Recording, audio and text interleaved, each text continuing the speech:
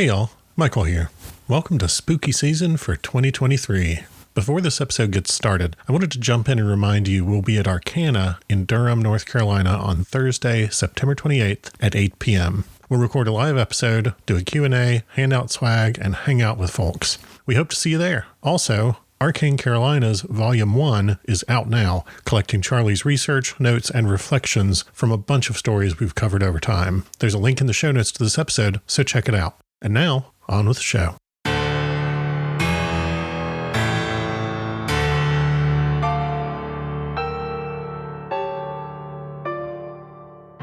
You are listening to Arcane Carolinas, an exploration of the Carolinas' folklore, legends, myths, and modern weird. Each episode, we examine the historical context of our topic and aim to preserve some of the stories that help make this part of the world such a fascinating place.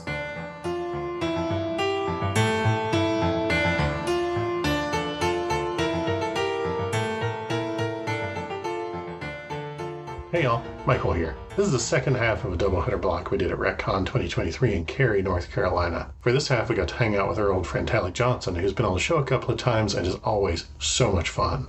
Ret-Con was an incredible convention, and we are so grateful to have been a part of it and for the chance to share it with y'all after the fact. So thanks for listening, and enjoy. This is not car talk. Oh God, no! We could do that. Argo buddin'. That's pretty much that's where I stop. Arcane car talk. In which we only talk about old cars, but not old Haunted cars. Yes, haunted cars, and not old haunted cars that are like of famous build either. Like, Oh, no. you know, like really. That little bastard, yeah. Right. So welcome back to Arcane Carolinas at Ret-Con. I'm your co-host Charlie Mushaw. I'm your other co-host, multi-award-winning novelist Michael G. Williams. And we have a very special guest for this next segment. Tally Johnson, award-winning folklorist, author, and storyteller. Thank you for joining us, Tally. Tally has joined us several times over the years, including one of our very early Case Files episodes, but we thought this might be a good time to reintroduce him to folks. So you're an author. Tell us a little bit about what you do, Tally. I am the author of 4 books of true South Carolina ghost stories. Ghost of the South Carolina Midlands, Ghost of the South Carolina Upcountry, Ghost of the PD, Civil War Ghost of South Carolina. Notice the theme.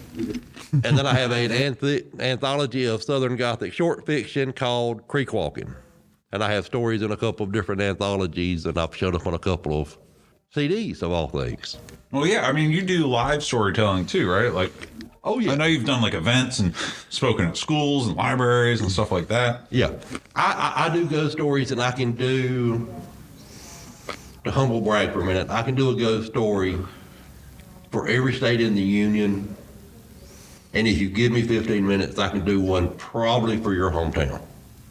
That's awesome. If it's of any size. We did a panel, full disclosure, we did a panel earlier today where Tally made a bold claim that Good. Just one? Must be a short con. but I loved it about how, you know what, I can tell you a story that'll keep you up at night about the Embassy Suites in Cary, North Carolina. We'll come up with something, and I don't doubt it. You were part of our holiday special this past year. You've been on a Case Files episode. I really enjoy your stories. I enjoy your style. Appreciate you being here, and that gave me the idea that maybe we could talk about some haunted hotels in the Carolinas. Yeah. Speaking of Embassy Suites, I'm going to debunk one right out of the gate. The Embassy Suites in Greenville, South Carolina is on, again, every website because everything on the internet is true. Came down on stone tablets in the hands of Bill Gates and Mark Zuckerberg. And if you believe that, I have swampland in Arizona for a penny an acre. But it's on all the different ghost websites. It's haunted, Indian burial ground. Grass won't grow because of all the dead bodies built under the hotel. None of the lights stay on. The pool has this funky green tint to it. It's like Poltergeist didn't, suburban Bob Jones. Here's the pro tip, and I found out from one of the guys who was the contractor on the job. They built it on what used to be part of Donaldson Air Base, World War II training facility. They were not particularly careful about things like jet fuel spills, chemical barrels, who had holes in them and rusty bottoms and all this It stuff. was a different time, you see. Yeah. There's a war to fight. Who's got time to be careful? Yeah. Back in the day, no one cared about the environment or cancer or stuff like that. Want a cigarette? So you have this stuff going on, and the guy's like, if Embassy Suites hadn't had cash money, it would be a super fun site. And they said, and the reason the lights won't stay on in the hallways and this kind of, they have all these problems with flickering, it's not built to 21st century code. It's built to like 1986 code. So when you add on things like servers, cable boxes, all this other stuff, the power demand trumps the available supply. Therefore, it's like the Enterprise. Do you want to cut off life support or the lights? There is no ghost at the Embassy Suites in Greenville. Well, I don't think people realize just how far electrical demand has come. And you bring up a really good point. Just in the last 30, 40 years. So the last house I lived in, Michael, you know this because I would complain about it constantly. Yeah. I lived in a house that was built in 1974. It was a very nice house. I liked the house. It suited my needs, but it had aluminum wiring and it could not handle the electrical load of a modern household. And it wasn't big. It was a modest sized little 1-story home. We didn't have anything crazy, and man, I couldn't do anything without a breaker going off. I'd have to be like, all right, well, I got to run the vacuum. So what else do I have to turn off? And go around and like turn a bunch of stuff off and be like, all right, well, now we get to run the vacuum. All right, now we can go turn all the other crap back on. And 1974 is not that long ago, and aluminum wiring has since been, I'm pretty sure, banned. Yeah. On behalf of those of us who predate 1986 code, I just, I want to apologize. We did the best we could with what little bit we had. We were still rubbing sticks together to make fire. But infants, I hate infants. You know it. But I love that because it does show a lot of the stuff that we talk about, where it's like, hey, well, let's have fun with the stories, and we love the stories, and we all. Well, I'm speaking for the three of us right now. Correct me if I'm wrong, but we all believe that there's more than meets the eye when it comes to this stuff. But you got to rule out the super easy stuff like, the electricity's janky. Yeah. I mean, as a ghost person, because I've been doing ghost stuff for now on 35 years. I love a good ghost story, but one thing you have to be able to do is filter out the obvious crap. And like I said, it does not take a rocket scientist to figure out that perhaps an older hotel built on a site that has been used mostly for industrial purposes may not be the most ideal spot for, there may be some hinky things going on with codes and constructions. You're going to get us kicked out of this Embassy Suites, Tyler. I don't care. They're going to. Mr. Sweet is going to kick in the door and say, That's right. I'm sure that the renovations of this hotel were all entirely above board. Oh yes, completely. We've had no issues with our room. The Embassy Suites in Cary has been lovely. No, now I'm looking at the chandelier and see that 2 of the lights are lit. And the rest of them appear to be out. Pay no attention to the twins at the back of the room. They just want you to play.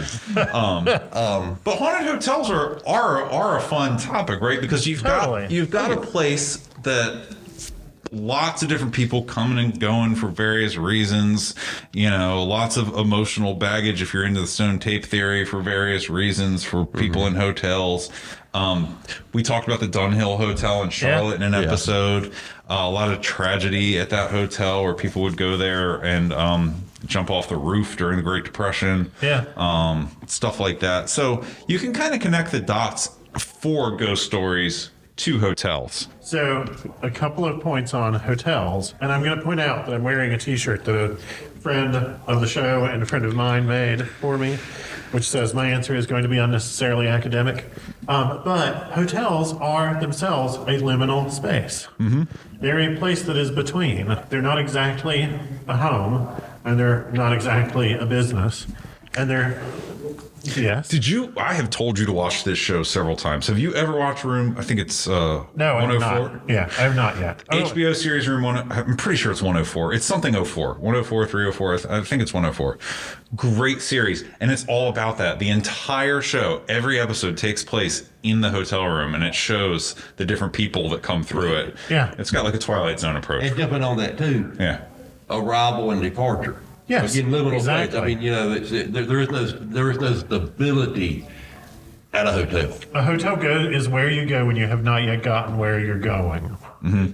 And that makes it a great place for a ghost story. Mm-hmm. But again, I'm the ghost guy. I should be saying, whoa, ghosties, ghosties. I have to call bull a little bit, though. People who do ghost stuff will pay the extra $50 to get the haunted room. Yes. It's true. And a lot of people who run hotels are not stupid. They are well aware that I will work out $50 extra to spend the night in the room that the guy killed himself that one time ago. However, if you've just opened a hotel 5 years ago and you've got ghosts, especially multiple ghosts, my radar goes off. Now I got to find me some folklore to back this up. Is there anything in the history of this site even that allows me to say, oh yeah, I'll buy this for $1? Bunch of times, not so much. I mean, one of the things I said earlier was I want to believe so badly that I don't trust my own belief entirely. Like, my instinct is to believe. I want to believe so much that I've got to question extra just to sort of check that in myself. I'll give you one, and Charlie, whenever I start rambling on, and No, you're good.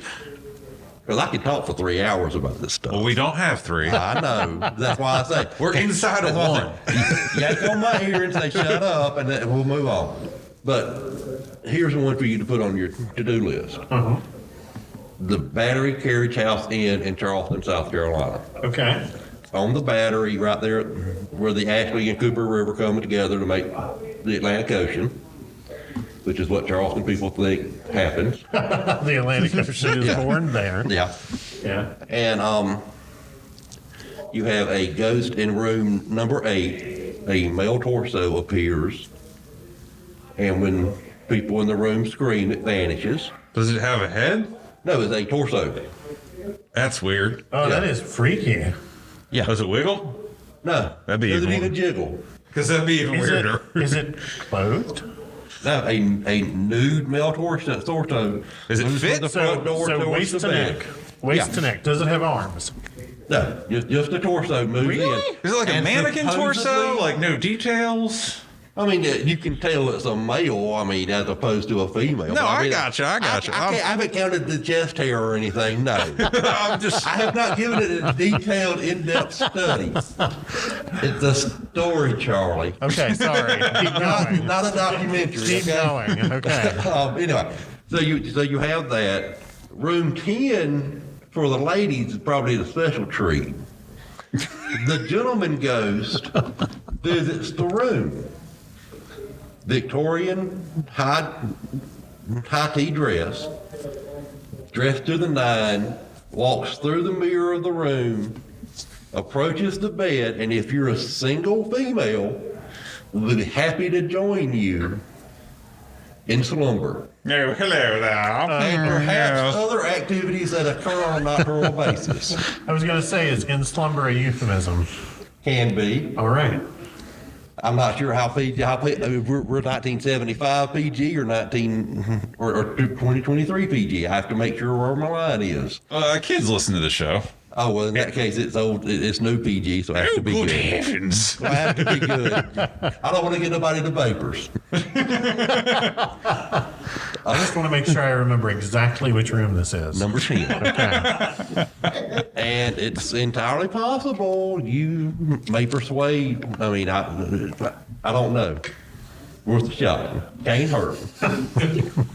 And I mean, I highly recommend Charleston. Being a South Carolina boy, I highly recommend Charleston for your vacation needs. So, All right. you know. So you have those two. Supposedly the torso ghost is a pirate who was, again, liminal spaces, hung, drawn, and quartered at the end of the battery circa 1700. Because when pirates were killed, they were not hung on land, they were not hung at sea. That tidal space is where they would do it. Really? Yeah, and they say that the souls will not rest because they have nowhere to Are there go. bloody stumps on the torso? I'm really hung up on the torso. Yeah, all the sources say just the torso. Yeah, I got you. I got you. But like I say, when you go down there and spend the weekend, you Not can doing report that. to our faithful viewers, listeners.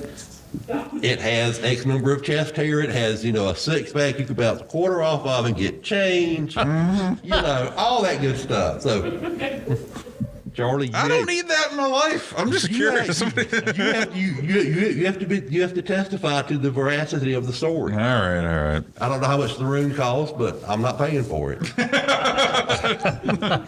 Hey, I work for the county. I'm lucky I can afford to come to cons. Okay. We'll make a deal with the hotel. Be like, look, you can be on a moderately listened to, unsponsored podcast. Oh, they'll jump on that. Yeah. Chamber of Commerce will be right there behind you. Yeah.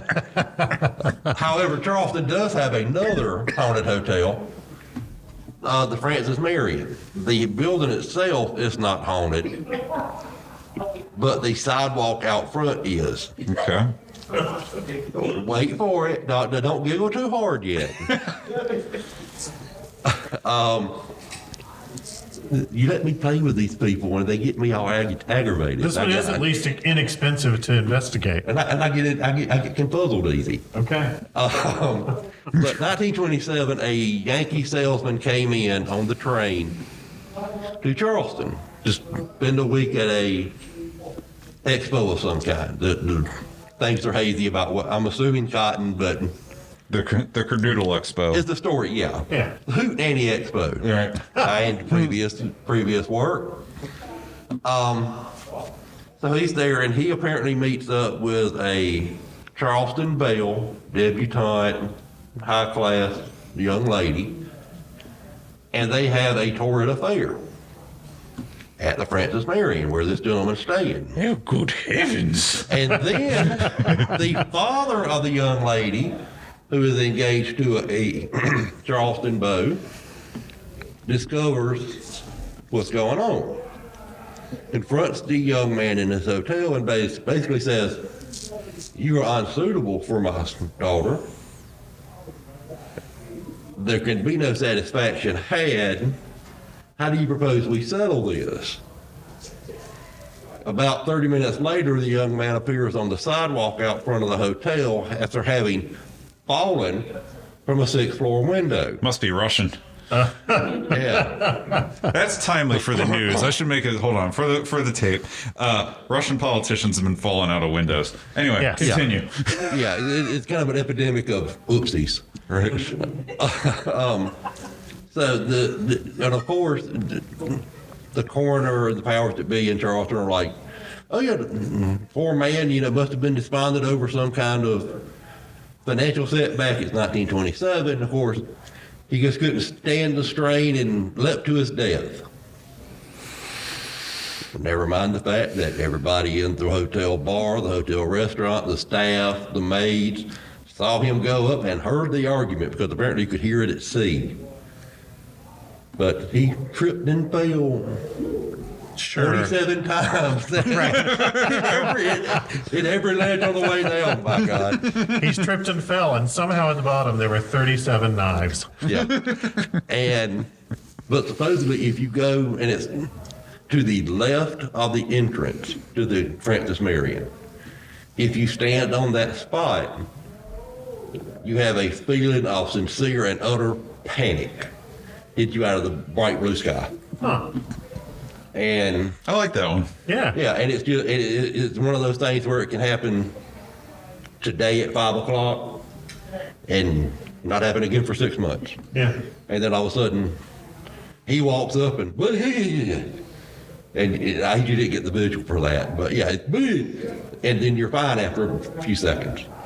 But supposedly you're reenacting that man's last moments of complete and utter hysterical panic. I like that one a lot. So Yeah. I like dig that better than nondescript torso or. yeah, That was pretty descriptive. I just have too many questions on that one. I know. Well, We've already established that if we saw a photograph, I would just say, that's Photoshop. Right. Well, let me try to make it up to you. We're going to stay on I the like that coast. story too, We're Tally. going to stay on the coast of South Carolina. If you say Blackbeard, I will throw this microphone and walk out. No, Blackbeard came to Charleston one time, held the city up for about 10,000 gold coins, got what he wanted, headed back up to Bath, North Carolina, shacked up with one of his 47 wives, and held the town hostage there. And you can hear all about it in the Arcane Carolinas episode about Bath. There you go. Hey! See? See? I didn't That's how this works. You I know? didn't tell him to set that up, but that's a plug. Those are free. But no, staying on the coast of South Carolina, Pawleys Island, where my girlfriend Alice Flagg lives. That's another episode of Arcane Carolinas. I think that's the one we talked about the last time I was on. Maybe. Probably. If not the last time, probably I know the first time because that's one of my go-tos. Yeah, I think the last time we were talking. Anyway, whatever. Anyway, but regardless, We can talk about that at the bar afterwards. yeah. Yes. Yeah. Pawleys Island is the home to the Pelican Inn. The Pelican Inn was built by a man named Plowden Charles Jenrette Weston. Sorry, COVID brain. Plowden Weston was Lieutenant Governor of South Carolina, one of the richest men in the Southeast before the Civil War, rice planter, and was universally loved by everybody sincerely. I mean, not a mean bone in his body, you know, charitable. Plowden Weston owned the Pelican Inn, which is now a bed and breakfast that you can stay in on the island. I'm gesturing wildly because I think I know where this one's going, but I don't want to cut you off. Eventually, yes. However, there are two ghosts near the Pelican Inn. One is what they call Crab Boy. Not from Weekly World News. This young man died in the 1920s, and he was out literally crabbing. He was out on the rocky shore, sticking his little hand between the rocks trying to catch stone crabs to make she crab soup, which is a local delicacy. However, little hands, little holes, got his hand in a hole, got the crab, could not get hand and crab out. He got paid like a nickel a crab in 1920 something. This is like $20 an hour today. He ain't giving up his crab. However, tide came in,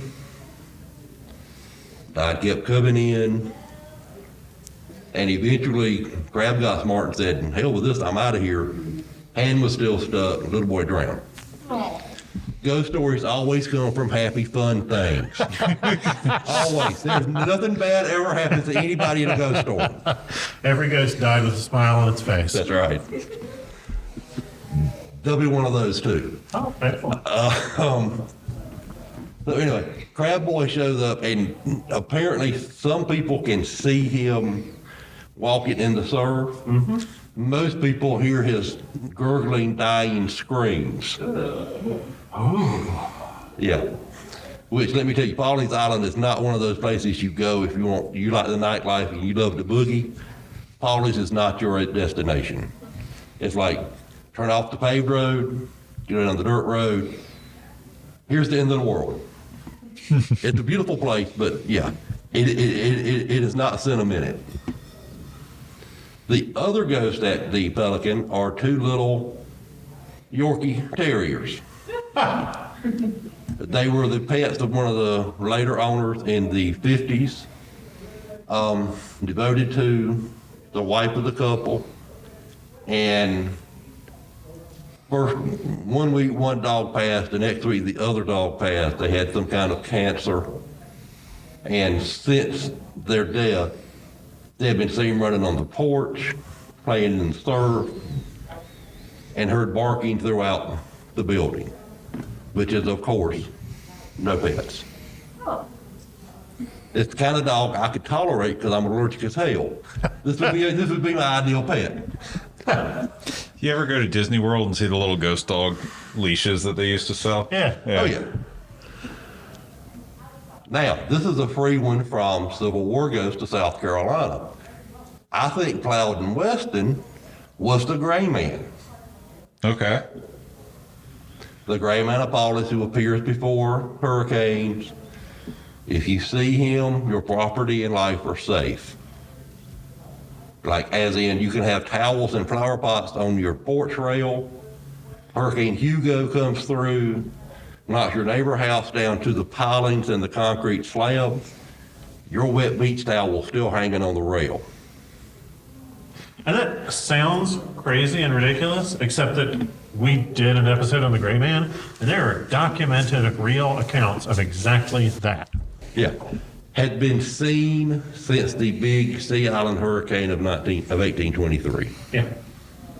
There have been written reports since the storm of 1893. And before every major coastal impact, there have been reports, including as recently as Floyd in 2018. But Plowden Weston owned the Pelican Inn, had a home on Pawleys, owned a crap ton of land in the area, had family ties going back to first settlement. Therefore, I think that because first of all, Pawley, one of the man the land is island is named for, never set foot on it. So why would he be the gray man?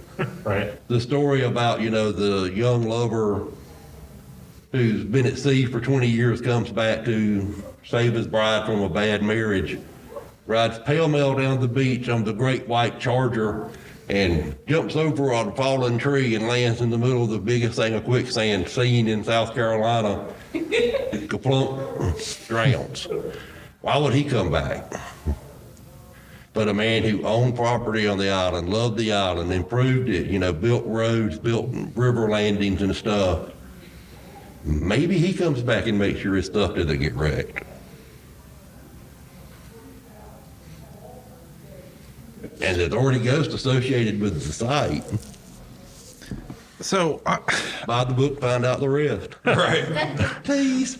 The Pelican Inn. Michael, I'm pretty sure I talked to you about that spot. Yeah, we did. We talked about it some in our Gray Man episode. Yeah.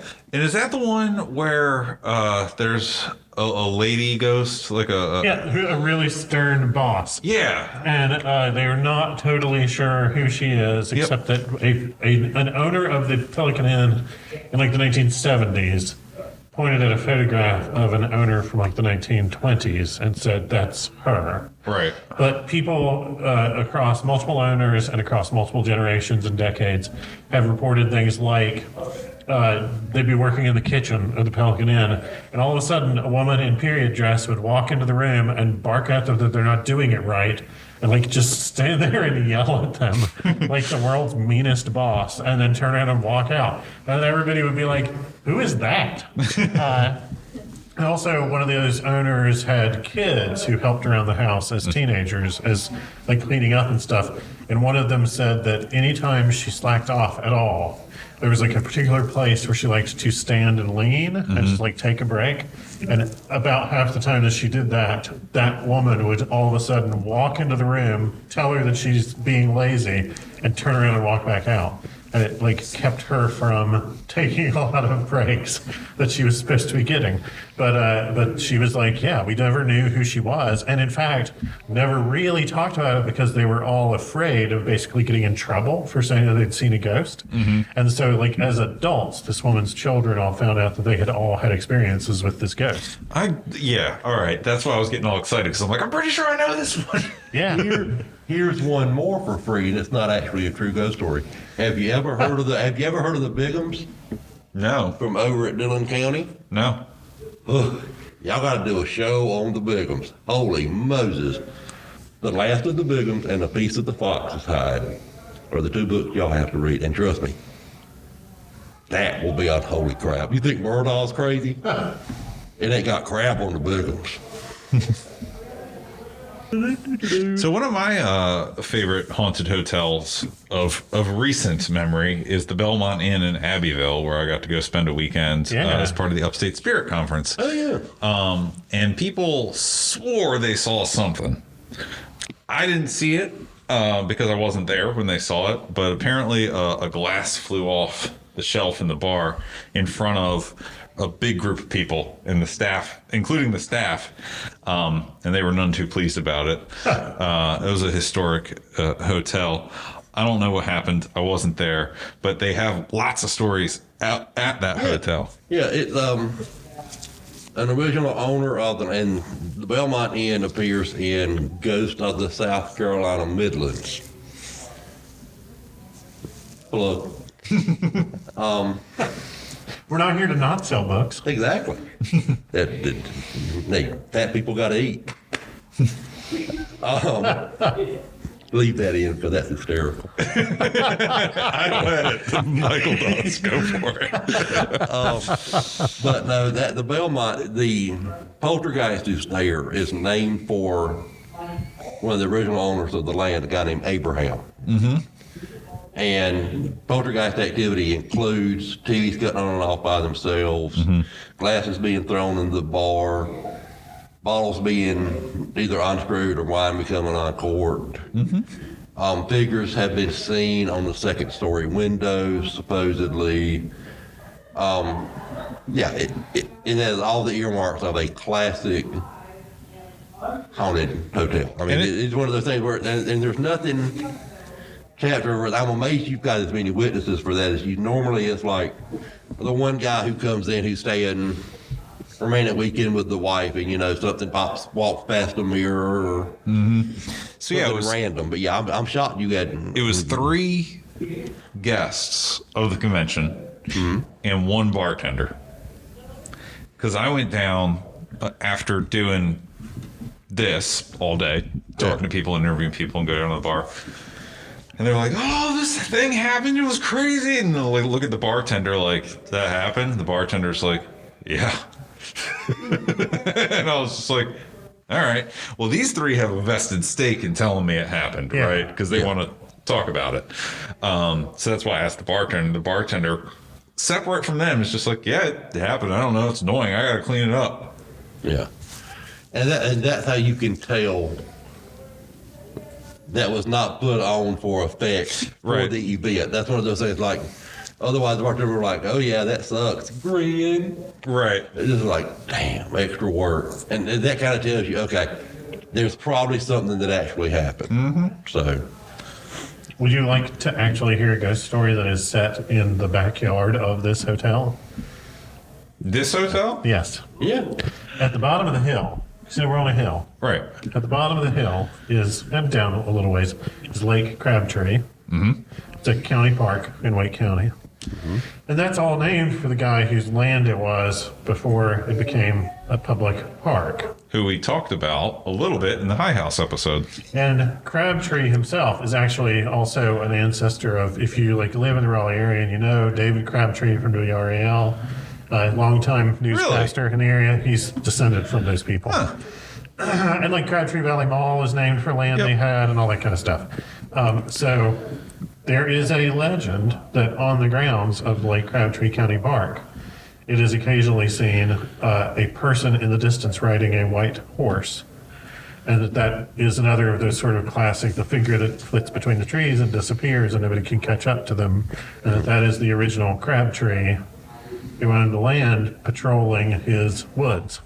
So Like Poole over at Poole's Woods over near Garner. Yeah. Same basic principle. Okay. Yeah. So what you're telling me is that the Embassy Suites in Cary, North Carolina does have a ghost story. It does. It actually does. Let's not go out in the woods tonight.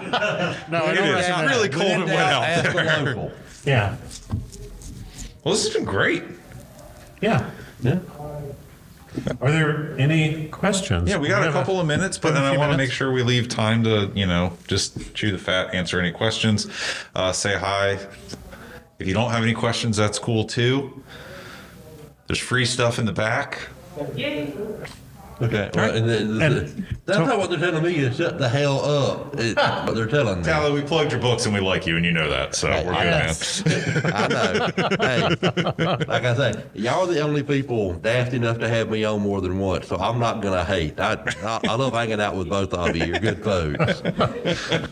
I worry about your people you hang out with, but we appreciate you coming on. anytime, all jokes this is a aside. blast. Yeah, so thank you very much for being here and doing this. Thank y'all for having me. It's great. Ret-Con has been really fun. This is for listeners in the fall. This is yet another Ret-Con episode.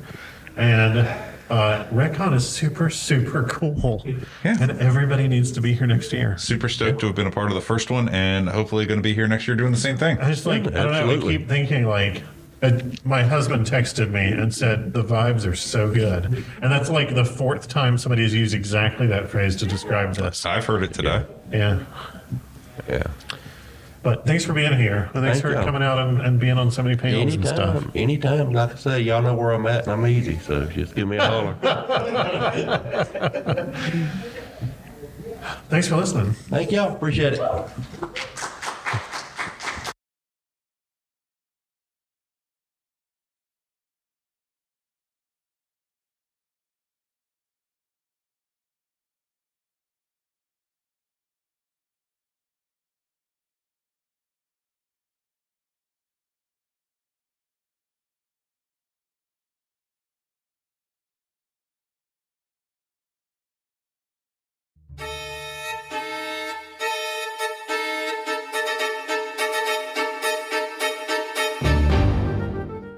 You've been listening to Arcane Carolinas. Thanks for joining us. If you liked it, give us a rating, leave a comment. If you didn't like it, send us an email and tell us why. If you're not wrong, we'll try to fix it. And if you're interested in award-winning speculative fiction, including science fiction, urban fantasy, and horror, find me, Michael G. Williams, at michaelgwilliamsbooks.com and check out Falstaff Books at falstaffbooks.com. If you'd like to pick up some Arcane Carolinas merch, look at behind the scenes info, pictures, videos, stuff like that, all the things that get cut, check out arcanecarolinas.com, where you can get access to our Patreon, our Facebook, our Twitter, our Instagram, all that in one place, including the merch store. Buy a shirt. Clothe your body. Drape your body in our wares. Be our living billboards.